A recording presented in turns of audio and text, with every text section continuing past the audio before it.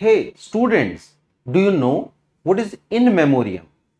Who has been the author of in memoriam? And basically, what is the subject matter of in memoriam? What is an elegy? What is a pastoral elegy? So guys, if the answer is no, let us follow this class. So चलिए शुरुआत करते हैं अपने questions की without getting late. और ये रहा हमारा सबसे पहला क्वेश्चन। सो गाइस, सबसे पहला क्वेश्चन जाता है कि Urania is referred to as the mother of Keats. So who was Urania? Urania basically कौन थी? क्या वो एक क्लासिकल गोडेस है, पेस्टोरल गोडेस है, या फिर पेट्रन गोडेस ऑफ पोएट्स, या फिर गोडेस ऑफ फेट? तो गाइस हम ध्यान से देखें, यूरेनिया जिसको मदर ऑफ कीट्स कहा जाता है, she was the patron goddess of poets. तो आंसर हमारा क्या जाएगा यहाँ पे? C answer. अगले क्वेश्चन को देखते हैं। Shelley in his elegy Adonais refers to herded wolves who were responsible for the death of Keats. मैं आपको बता दूं कि The elegy Adonais was written by P.B. Shelley on the death of John Keats. तो सबसे बड़ी बात है कि यहां पे वो बेसिकली उन पर्संस को अटैक करते हैं who were responsible for the death of John Keats. अगर हम बात करें तो ये वहां पे उनको क्या कहते हैं? wolves, यानी एक तरह से भेड़िए, because they were the responsible for that. तो कौन बेसिकली थे? क्या ये Fanny Brawne and her family members थे? एपोथिकैरीज थे, because he had been in the apothecary profession where he served in his early career, या फिर Scotch reviewers who condemned his poetry, या फिर सम कंटेम्परेरी? तो गाइज आंसर हमारा क्या आ जाता है? See, it were the Scotch reviewers basically who had condemned him. Basically हम देखें तो यहां पे कौन? Blackwood magazine and the quarterly magazine were there, and Lockhart was the person who gave a derogatory term, that was the cockney poets, that was cockney poets। और इस इन Cockney poets में the head was the ले Hunt. ले Hunt इसमें head की तरह से लिया गया है। उसमें हमारे बायरन भी हैं और उसमें कीट्स भी हैं। बेसिकली इस टर्म को अगर हम देखें कॉकनी पोएट को, तो गाइस क्या है इसका मीन्स है बिलो एवरेज, यानी जैसे कहते हैं ना हम below average someone is there, यानी कि जो एवरेज से भी कम हो। इस तरह से इनको डेरिवेटरी टर्म हम कहेंगे कि उन्होंने यूज की थी। तो आंसर हमारा क्या जाएगा? सी। नेक्स्ट क्वेश्चन की बात करते हैं। Shelley in his Adonais says, when like Apollo from his golden bow, the python of Aes one arrow sped. Question बनता है कि who is referred to as the python of the Aes? तो guys ये कोई और नहीं है, it is George Gordon, या हम कहेंगे लॉर्ड बायरन। एक ही बात है, दोनों नेम एक ही हैं, तो बायरन यहां पे आंसर जाएगा, it would be C. Next question की बात करते हैं। The death of W.B. Yeats is mourned in an elegy entitled In Memory of W.B. Yeats. Who is the author there? इनमें से कौन ऑथर है? J.M. Sims, G.B. Shaw, W.H. Auden, या फिर विलियम रशेल? तो इट इज W.H. Auden। तो W.H. Auden is the person who has mourned the death of W.B. Yeats in his elegy।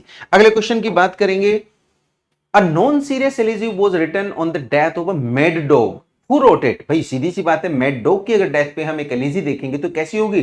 Non serious work. तो कौन यहां पे है? क्या कॉलिंस हैं, ग्रे हैं, गोल्ड स्मिथ हैं, या भाई काउपर हैं? तो इट इज गोल्ड स्मिथ। तो Goldsmith had written an elegy on the death of a mad dog. अगले क्वेश्चन की बात करें। Who wrote an elegy on the death of a favourite cat? भाई फेवरेट कैट मींस अगर हम देखें तो this particular thing was in vogue at that time, तो फैशन में वहां पे थी। तो यहां पे हम देखेंगे फेवरेट कैट के ऊपर लिखी गई, तो ये कोई और नहीं, हमारे थॉमस ग्रे थे। तो Thomas Gray had written an elegy on his favourite cat. Next question. In memoriam, basically work जो है गाइस ये क्या है? In memoriam. Tennyson mourns the death of, किसकी डेथ को? गाइस मैं आपको बता दूं, it was Arthur Hallam. Arthur Hallam was there. इन्हीं की डेथ पे इन्होंने क्या लिखी थी? In memoriam. और ये कोई और नहीं बल्कि कौन थे? इनके क्लास फेलो थे, number 1। And second thing, he was the fiancee of his sister. Tennyson की सिस्टर के फियांस भी थे। That was the reason behind he had written this in Memoriam. अगले क्वेश्चन की बात करते हैं। Whose death does Collins mourn in his elegy In Yonder Grave a Druid Lives? किसमें क्या वर्क है guys? yonder grave a druid lies. तो ये कोई और नहीं, हमारे जॉफ्री चौसर हैं। तो जॉफ्री चौसर की डेथ पे ये एलिजी लिखी गई थी। How many years did Tennyson take in writing In Memoriam? In Memoriam guys सिर्फ एक एलिजी नहीं है, बल्कि एक बड़ा जबरदस्त वर्क है। यानी कि if I praise it in the words कि Victoria, Queen Victoria used to say कि whenever I go through, whenever I am in depression, whenever I am feeling sad, I just go through this in memoriam and I get a lot of comfort.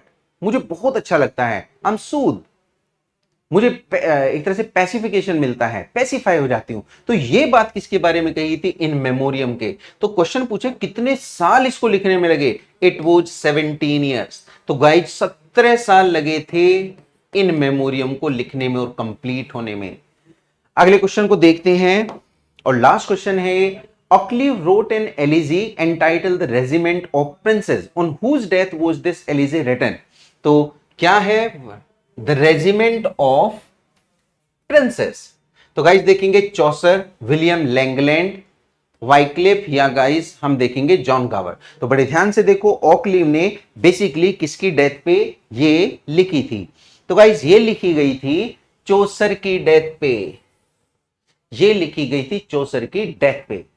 एक question को पीछे हम एक बार check कर लेते हैं, question number 138 को। तो 138 ये क्वेश्चन हम थोड़ा चेक करेंगे गाइस। इस क्वेश्चन को देखेंगे, ए आंसर नहीं, ये जेम्स थॉमसन है, जेम्स थॉमसन। तो whose death does Collins mourns in his elegy yonder? तो इट इज जेम्स थॉमसन। और अगर हम क्वेश्चन नंबर की बात करें 140 के, Occleve it has been the Geoffrey Chaucer. A answer बनेगा। So guys, hope these questions are going to be very helpful to you people. Just follow this class for more questions like this. Thank you so much.